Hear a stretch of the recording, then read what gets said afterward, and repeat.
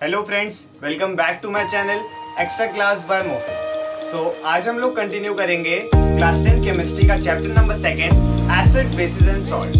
Previous videos में हम cover कर चुके हैं एसिड बेसिस सॉल्ट्स के कई टॉपिक्स और इस वीडियो में हम बात करेंगे डाइल्यूशन ऑफ अ एसिड और बेस इन वाटर, जो कि कैसा प्रोसेस है, एक्सोथर्मिक। और हम बात करेंगे पीएच स्केल की, यूनिवर्सल इंडिकेटर और importance of pH in everyday life.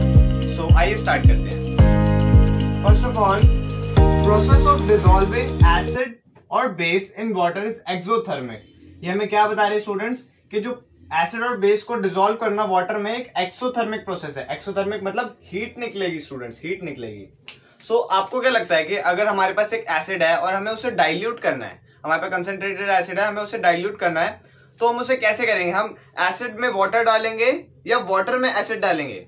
आइए देखते हैं स्टूडेंट्स, अगर हमने एक बीकर में HCl हाइड्रोक्लोरिक एसिड लिया है और कोई भी acid HNO3, nitric acid, H2SO4, sulphuric acid, और हम क्या कर रहे हैं, हम उसमें वाटर डाल रहे हैं स्टूडेंट्स, वाटर डाल रहे हैं, तो ये कैसा रिएक्शन है स्टूडेंट्स? ये वेरी एक्सोथर्मिक। इसमें बहुत सारी हीट निकलेगी और ये जो सोल्यूशन है ये स्प्लैश आउट भी हो सकता है ये सारा एसिड बाहर निकल जाए और जो भी ये इस तरीके से, इस गलत तरीके से एसिड को डाइल्यूट कर रहा है उसको हार्म हो। ओके स्टूडेंट्स, सो ये हम यहाँ पे एक ड्रॉपर से वाटर डाल रहे हैं, H2O, HCl एक बीकर में रखी है। अब जैसे ही वाटर इसमें जाएगा ये इससे रिएक्ट करेगा और सारा एसिड बाहर स्प्लैश आउट हो जाएगा स्टूडेंट्स। सो जो करेक्ट वे है, करेक्ट मेथड है एसिड को डाइल्यूट करने का, वो क्या है स्टूडेंट्स? हम एक बीकर में वाटर लेंगे H2O और क्या करेंगे, स्लोली, कॉशियसली, एकदम सावधानी से जो एसिड है एक ड्रॉपर से एकदम स्लांटिंग, उसकी जो वॉल है, बीकर की वॉल है, उससे टच करते हुए आराम से स्लोली डालेंगे। ओके स्टूडेंट्स, ऑल्दो ये भी एक्सोथर्मिक है पर ये उतना एक्सोथर्मिक नहीं है, इसमें स्प्लैश आउट नहीं होगा बिल्कुल भी, और अगर होगा भी तो वाटर ही है ना, वाटर से क्या नुकसान होगा? Okay students, so I hope आपको क्लियर होगा कि process of dissolving acid and base in water. यहाँ पर हम बेस अगर ले लेते हैं कोई सोडियम हाइड्रोक्साइड, तो उस केस में भी क्या होगा, अगर हम बेस में, कंसंट्रेटेड बेस में वाटर डालेंगे तो वो भी स्प्लैश आउट करेगा। और उसको भी डाइल्यूट करने का सही तरीका क्या है? वाटर लेंगे और उसमें धीरे धीरे करके बेस डालेंगे। आइए स्टूडेंट्स, अब बात कर लेते हैं पीएच स्केल और universal indicator. Universal indicator is a mixture of several indicators. Okay students, so pH scale क्या कहता है? PH scale is a scale for measuring H+ ion concentration. ये एक स्केल है स्टूडेंट्स, एक स्केल है। बेसिकली इसमें कलर्स होते हैं और कलर्स को नंबर दिया होता है, और जो कलर हमें दिखता है उस स्केल में हम बोलते हैं कि वो वाला नंबर है उस सॉल्यूशन का और उस सब्सटेंस का। ओके स्टूडेंट्स, सो ये क्या करता है, H+ आयन की कंसंट्रेशन को मेजर करता है स्टूडेंट्स, H+ आयन की कंसंट्रेशन को। तो जो ज्यादा H+, जिसमें ज्यादा H+ आयन होंगे मतलब वो ज्यादा एसिडिक है स्टूडेंट्स, ज्यादा एसिडिक है, और जिसमें कम H+ आयन होंगे मतलब वो ज्यादा बेसिक है स्टूडेंट्स, ज्यादा बेसिक है। आइए देख लेते हैं पीएच स्केल की रेंज क्या होती है। अब इसमें नंबर्स हैं। पीएच स्केल को आप ऐसे भी समझ सकते हो, ये सिंपली एक नंबर है जो क्या इंडिकेट करते हैं कि एक सॉल्यूशन एसिडिक है या फिर बेसिक इन नेचर है। ओके स्टूडेंट्स, पीएच स्केल की रेंज क्या होती है? It's range is between 0 to 14। 0 यानी वेरी एसिडिक एंड 14 यानी very alkaline. Mark my word students, मैंने एल्कलाइन बोला, बेसिक नहीं बोला, क्योंकि एल्काली बेस हम पढ़ चुके हैं। स्ट्रॉन्ग बेस को ही अल्काली कहते हैं, इसलिए यहां पर वर्ड आया alkaline, very alkaline. Okay students, जब हमारा कोई सॉल्यूशन जैसे वाटर न्यूट्रल स्टेट में होता है, न्यूट्रल होता है, हमें पता है ना वो एसिडिक होता है ना वो बेसिक होता है। ओके स्टूडेंट्स, तो उसका पीएच नंबर क्या होता है? 7 होता है, 7 काउंट होता है पीएच उसका। और एसिडिक, जो भी एसिडिक इन नेचर होते हैं सॉल्यूशन, वो बिटवीन 0 and 7 होते हैं। 0 से 7, 0, 1, 2, 3, 4 ये मोर एसिडिक है, और फिर 4, 5, 6 ये लेस एसिडिक है। ओके स्टूडेंट्स, और इसी तरीके से 7 and above, 7 बिटवीन 7 and 14 इसमें बेसिक होते हैं। जो 7, 6, 7, 8 ये लेस बेसिक है, और 9, 10, 11, 12, 13 ये मोर बेसिक है students. So 0 is very acidic, 14 is very alkaline. Okay student, so ऐसा कुछ हमारा ये पीएच स्केल दिखता है। इसमें क्या होता है स्टूडेंट्स, 0 to 14 मार्किंग की होती है इक्वल इंटरवल्स पे, और H+ आयन ज्यादा 7 से पहले होते हैं। 7 से पहले है अगर हमने किसी सॉल्यूशन में पीएच स्केल डाला, ओके स्टूडेंट्स, और उसका नंबर 7 से 0 के बीच में आया, मतलब उसमें H+ आयन की कंसेंट्रेशन ज्यादा है स्टूडेंट्स, और उसमें अगर H+ आयन की कंसेंट्रेशन कम है स्टूडेंट्स, तो वो कैसा है, बेसिक है, उसका नंबर 7 to 14 के बीच में आएगा। ओके स्टूडेंट्स, तो यहाँ पर लिखा हुआ है increase in H+ ion concentration. जैसे ही हम 7 से लेफ्ट की तरफ मूव करते हैं, 7 से कम की तरफ मूव करते हैं, 0 की तरफ मूव करते हैं, तो H+ आयन कंसेंट्रेशन इंक्रीज होता है, एसिडिक इन नेचर इंक्रीज होता है। और जब हम 7 से राइट में मूव करते हैं तो H+ आयन का डिक्रीज होता है और OH- आयन का इंक्रीज होता है स्टूडेंट्स। इसमें क्या हो रहा है, हम बेसिक नेचर की तरफ जा रहे हैं स्टूडेंट्स। सो यहाँ पर कुछ क्वेश्चंस है। A value less than 7 on pH scale. अब एक वैल्यू जो कि लेस देन 7 है पीएच स्केल में, वो कैसी इन नेचर होगी? अगर 7 से लेस है, उसमें H+ आयन ज्यादा है। H+ आयन ज्यादा किसमें होते हैं? एसिडिक इन नेचर में। एसिड में H+ आयन ज्यादा होते हैं। सो ये जो सब्सटेंस यहाँ पर जिसकी वैल्यू लेस देन 7 है, वो एसिडिक इन नेचर है। और अ वैल्यू मोर देन 7, जिसकी 7 से ज्यादा है, यानी H+ कम है और OH- ज्यादा है, तो ये बेसिक इन नेचर, बेसिक कह लो या एल्कलाइन कह लो। ओके स्टूडेंट्स, तो आइए स्टूडेंट्स अब बात कर लेते हैं importance of pH in everyday life. और उससे भी पहले पीएच के कुछ जो नेचुरल कुछ सब्सटेंस है जो हमें पता है, उनका क्या पीएच वैल्यू होती है। गैस्ट्रिक जो हमारा स्टमक सिक्रीट करता है, उसका पीएच वैल्यू होती है अराउंड 1.2। लेमन जूस का वो पीएच वैल्यू होती है 2.2। प्योर वाटर और ब्लड का पीएच वैल्यू होती है अराउंड 7.2।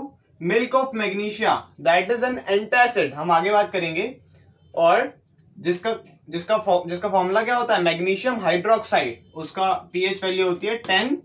और sodium hydroxide very alkaline student, 14 होती है इसकी पीएच वैल्यू। आइए बात कर लेते हैं importance of pH in everyday life. Our body works within a narrow range for survival that is of 7 to 7.8। 7 to 7.8 के पीएच रेंज पे हमारी बॉडी वर्क करती है। ओके स्टूडेंट्स, और जब रेन का पीएच लेस देन 5.6 हो जाता है, रेन गिरती है, ओके स्टूडेंट, जब रेन का पीएच 5.6 से कम हो जाता है, तब हम उस रेन को क्या कहते हैं स्टूडेंट्स? Acid rain. आप सबने सुना होगा एसिड रेन जब 5.6 से पीएच कम हो जाता है, तब उसे एसिड रेन कहते हैं। और जब ये एसिड रेन रिवर्स में फ्लो करती है, तो ये रिवर्स का पीएच वैल्यू लो कर देती है, और क्या करती है, जो लाइफ ऑफ एक्वेटिक लाइफ है ना, जो रिवर्स के अंदर, जैसे फिशेस और भी क्रोकोडाइल्स वगैरह, जो भी एक्वेटिक लाइफ, वो सफर्स करती है और उनकी लाइफ डिफिकल्ट हो जाती है। ओके स्टूडेंट्स, अब बात कर लेते हैं पीएच इन आवर स्टमक। हमारा स्टमक हमें पता है हाइड्रोक्लोरिक एसिड प्रोड्यूस करता है, जो कि डाइजेशन में हेल्प करता है स्टूडेंट्स। हाइड्रोक्लोरिक एसिड का पीएच वैल्यू होती है 1.2 से 2 के बीच में। ओके स्टूडेंट्स, और ये हेल्प्स इन डाइजेशन, और ये विदाउट हार्मिंग, मतलब हमारे जो स्टमक को, ऑल्दो एक मिनरल एसिड है हाइड्रोक्लोरिक एसिड, वो हमारे स्टमक को हार्म नहीं करता। क्यों नहीं करता? क्योंकि हमारे स्टमक में एक लेयरिंग होती है। किस चीज की लेयरिंग होती है स्टूडेंट्स? म्यूकस की लेयरिंग होती है हमारे स्टमक में। ओके स्टूडेंट्स,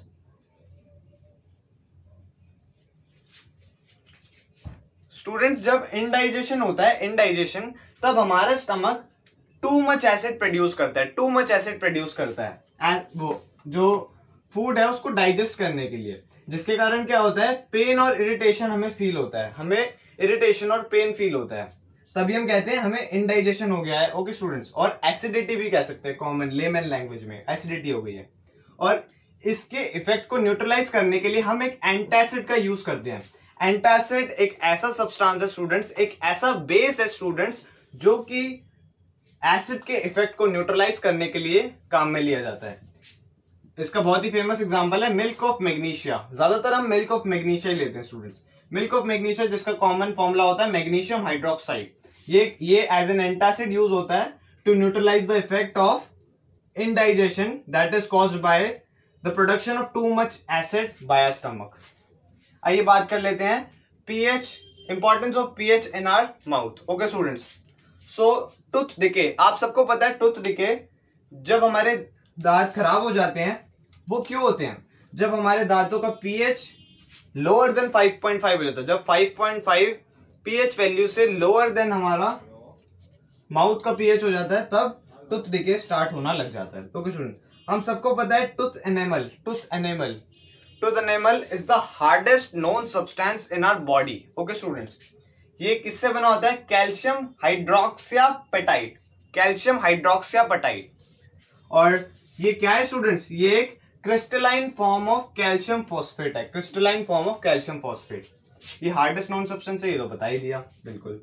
अब क्या होता है स्टूडेंट्स, जो बैक्टीरिया हमारे माउथ में होते हैं ना, जो बैक्टीरिया प्रेजेंट्स होते हैं वो एसिड प्रोड्यूस करते हैं by degradation of sugar and food particles in our mouth. Okay students, जो बैक्टीरियाज होते हैं वो प्रोड्यूस करते हैं एसिड बाय डिग्रेडेशन, शुगर को डिग्रेड कर देते हैं, फूड पार्टिकल्स जो हमारे माउथ में बचे रह जाते हैं उनको डिग्रेड कर देते हैं और क्या बनाते हैं? एसिड बनाते हैं स्टूडेंट्स।